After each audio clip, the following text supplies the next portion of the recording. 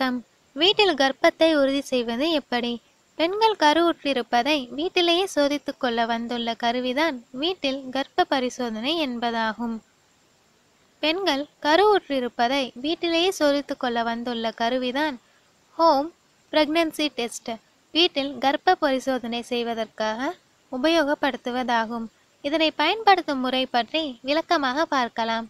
கடையில் home pregnancy test கருவியை வாங்கும்போது அதன் எக்ஸ்பைரி டேட் எனப்படும் காலாவதி தேதியை பார்த்து வாங்கவும். அதில் கொடுக்கப்பட்டுள்ள குறிப்புகளை சரியாக படித்து கொள்ளவும். கருவுற்றிருப்பதற்கான பரிசோதனை செய்ய வேண்டியவரின் சிறுநீரை ஒரு சிறிய கப்பில் பிடித்து கொண்டு அதில் வீட்டில் ஹோம் பிரெக்னன்சி டெஸ்டில் கொடுக்கப்பட்டுள்ள பரிசோதனை ஸ்டிக்கை வைக்கவும். சில நிமிடங்கள் காத்திருக்கவும்.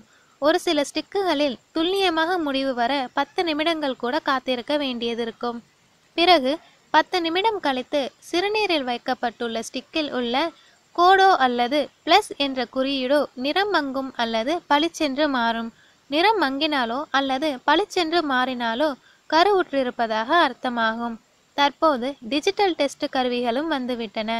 அவற்றை சிறுநீரில் வைத்து 10 நிமிடங்களுக்குள் பிரெக்னன்ட் அல்லது நாட் பிரெக்னன்ட் என்ற வார்த்தையாகவே பரிசோதனை முடிவு வந்துவிடுகிறது.